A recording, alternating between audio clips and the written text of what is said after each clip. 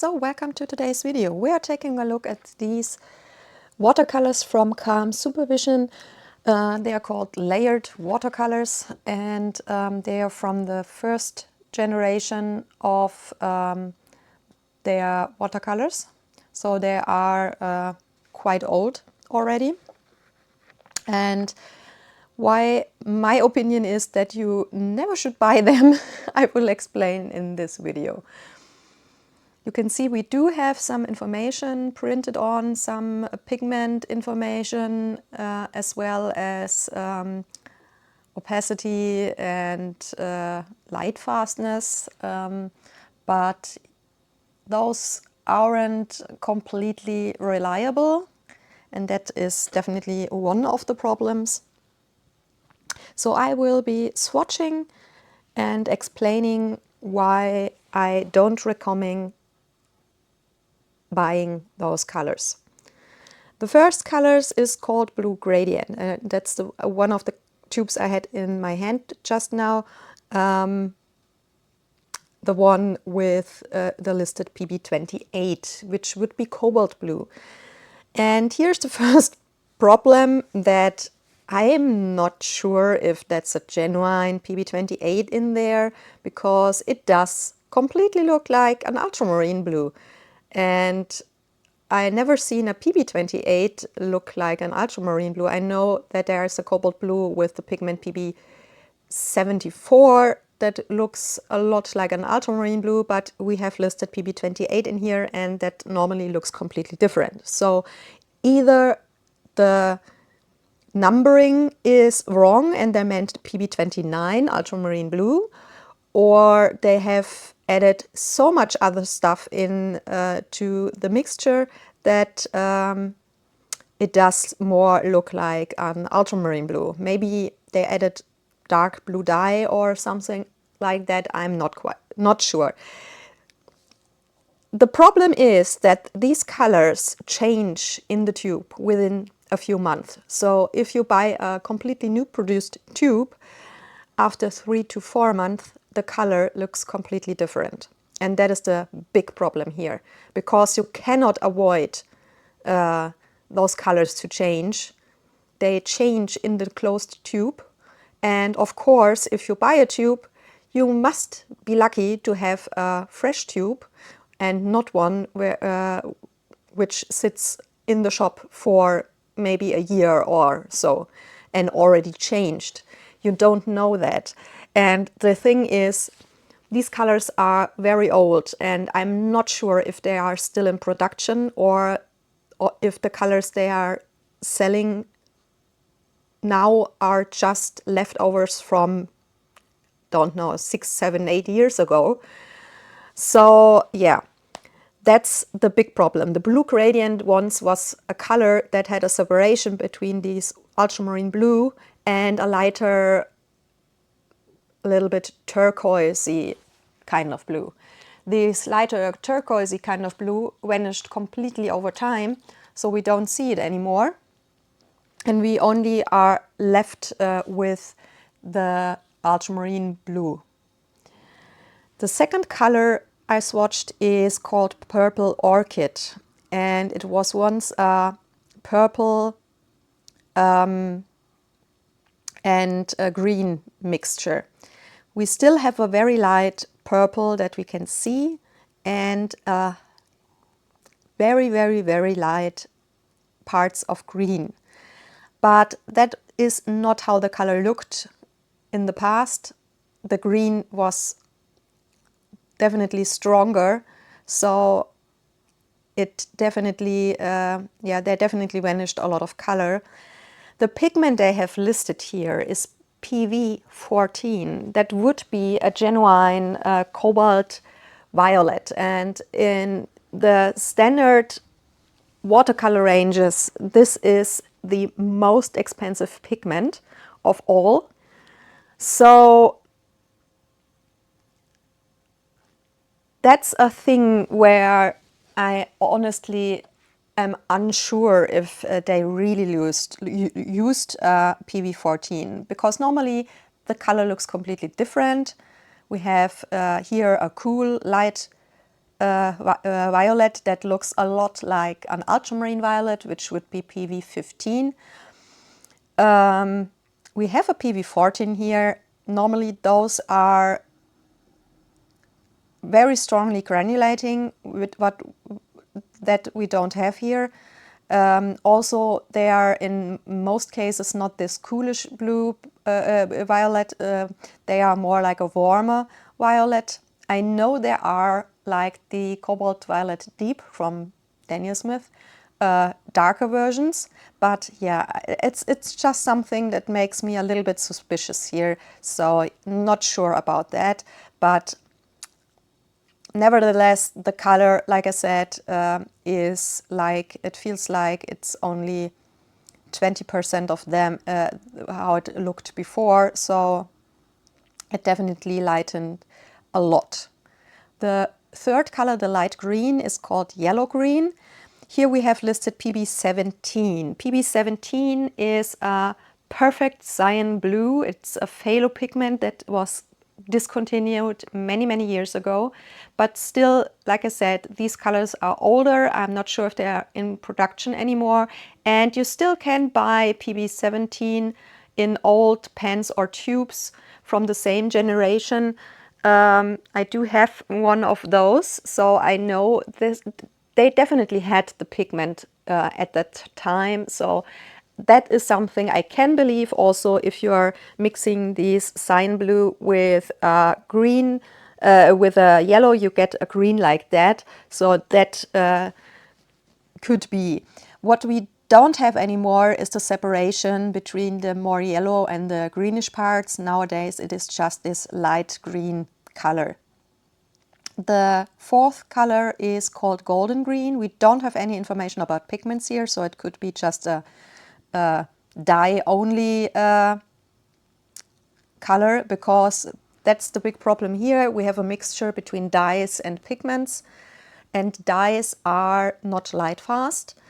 They, even if you put your drawing into a closet or somewhere where it isn't exposed to light, it is still exposed to oxygen, and dyes also react with oxygen, and they lighten or vanish over time, even if it's only exposed to oxygen. So combination of from light and oxygen, of course, it will fade a lot. So that is also something to consider, that these colors, if you would put a drawing with them on your wall, it definitely will lighten or vanish over time, because there are definitely still dyes left in here, or fluorescent and other stuff which makes colors or even very light fast pigments very light unstable. So that is something to keep in mind. The golden yellow, the golden green, sorry, still has some of these yellowish or golden parts left, so you can see a hinge of it. You will see it probably in the close-up much better than now, but it still has something left of that. But also this color looked very different initially, and it did fade a lot over time. The last color in the upper row is called red blue, and it has a PB36, which is a cobalt cerulean blue. And that is the first time that I say, yeah, no, okay, the PB17 as well. So the second time that I say this is a cobalt pigment, at least where I believe that it is true, because we do have a strong granulation here going on with the blue, which would be correct for PB36, as well as the color does look like cobalt cerulean blue, so a PB36 one. So yeah, I can believe that. But the red part, the dye part, nearly vanished completely, so we only have a hinge of a rose color left in the areas where we don't have any of the PB36.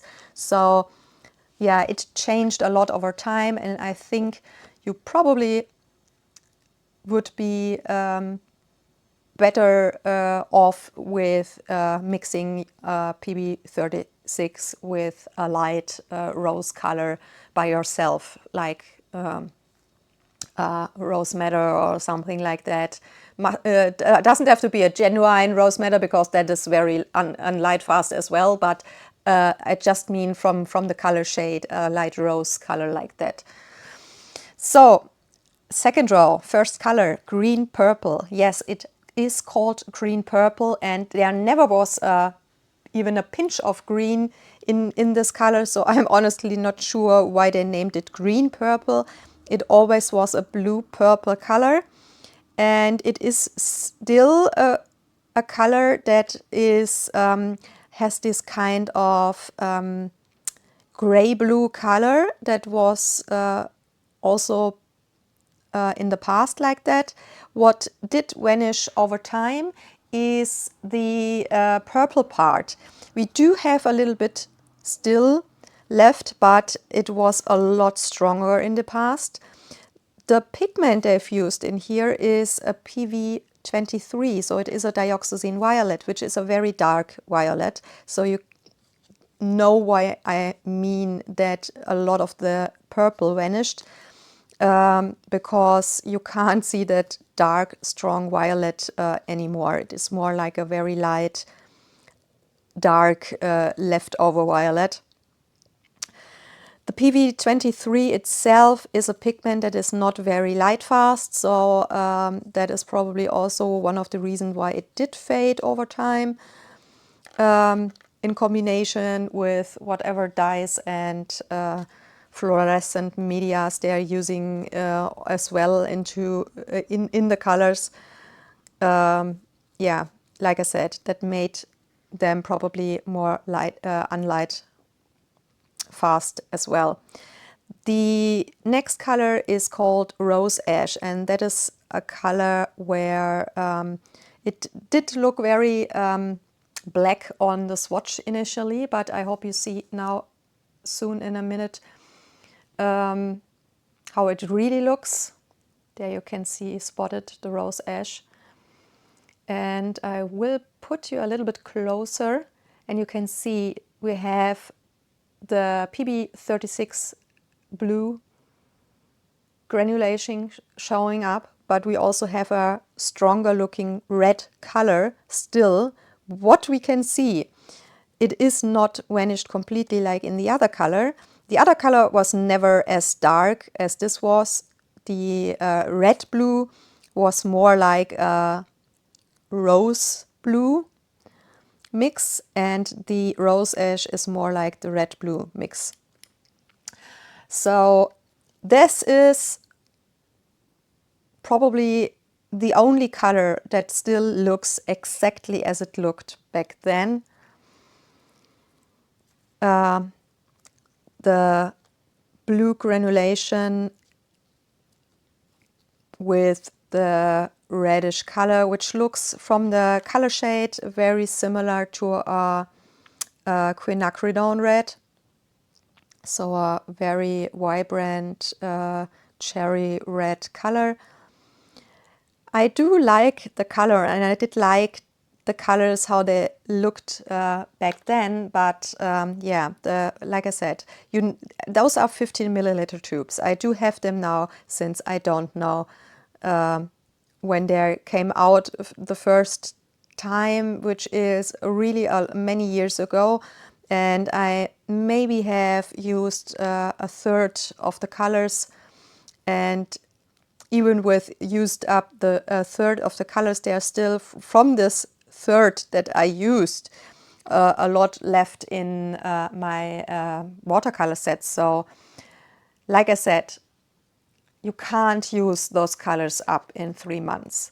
And I do not know if they're still producing the colors, so that is something also to keep in mind. The middle color is called red yellow. That's one where we don't have any pigment information, so probably like the golden green, it's just a combination of different dyes. I'm not sure, because like I said, no information on the tube. The the color nowadays looks like an orange,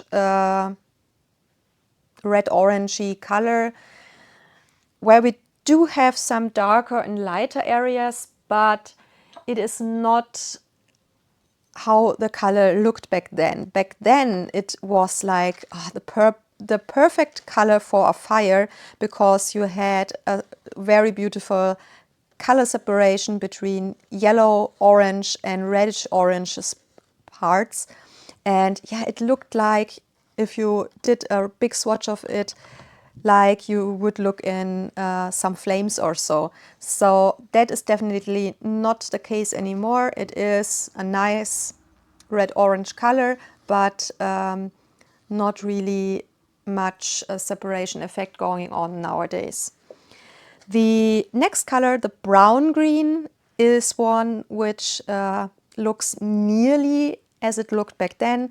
The brown is not as strongly anymore as it was in the past. It did fade a bit, but not as strongly as in other colors.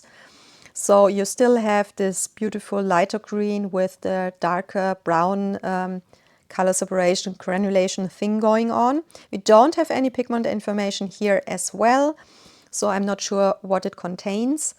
And of course, like I said, you don't know if it's only dyes, if it will vanish completely if you would paint something and expose it to light permanently, like hanging your artwork on your wall somewhere. So if that's a color, when you say you really love would love a green-brown separation thing going on, then I probably would more recommend buying a color like Green Appetite Genuine from the Primatech colors from Daniel Smith, because that's a green color as well, and one which has a brown granulation color separation effect going on. But there are people who did a 1-year light fastness test with the Green Appetite Genuine, and it didn't fade. So that is definitely the safer choice for a color like that. And the last color, which looks here like this muddy brown or seaweed green kind of mixed color, which looks rather nasty, that definitely wasn't how the color looked in the past. I did show you the swatch in between my talking now with the super tiny swatches, which is from my pen set. The colors I swatched back then, if I did know back then that would fade so much, I would have done better job at swatching them on a bigger scale, or using them more often. But there you could see that this color once was a magenta with a dark green color separation effect. It was a very beautiful color, and it does look nothing like it looked originally now. So yeah, that's definitely the worst of the worst from all the colors here, because not only did one of the colors fade, or both of the color fade massively, we do have a complete, an absolute complete change of color here. So yeah, I'm not really sure what's going on, because what they listed here is PG50, which would be a cobalt green, and a PR 102, what would be an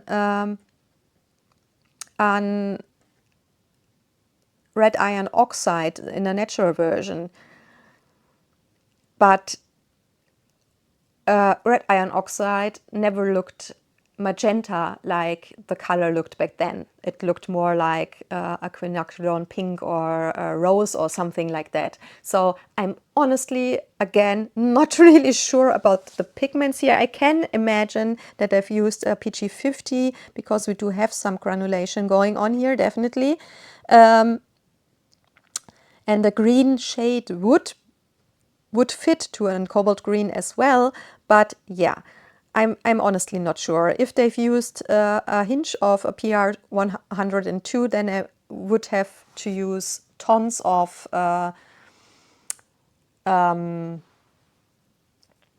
fluorescent stuff to change the color so massively. So yeah, again, not really sure, and definitely a PR 102 has a perfect light fastness rating. It never would fade completely, so definitely there's something really strange going on with these colors, and that's the big reason why I say don't buy those colors. It's definitely you are better served in spending your money on other brands. There are a lot of brands offering color separation, effect colors, so you don't need to buy these ones. Even the brand has a second set released a few years after those were released, where they did change to pigment-based colors. They are much better. I will do a review video about them as well, but yeah, these colors here are just an absolute catastrophe, and I only can recommend that you don't buy them, because definitely, yeah, they are not a good choice, because they change so massively in the tube, and of course they will fade additionally on top of that over time when exposed to light. So yeah, I really hope that this video was very helpful in saving yourself money, trouble and nerves, because it was really frustrating when it happened to me back then. So yeah, let me know what you think of these colors, or if you did buy these in the past and had the same problems. And yeah, how do you think or feel about it? And if you do have them, what do you do nowadays with them? How do you use them? Or do they just rot in your shelf somewhere, or did you throw them out in the garbage? Or if you have any ideas how you could still use them nowadays, even if you don't have the colors, let me know in the comments below. And like always, a thumbs up or a follow is very much appreciated, because it really helps me on the channel very much. So thank you so much for that. And yeah, I hope you have a wonderful day, and to see you soon in one of my other videos. Until then, bye bye, and take good care of yourself.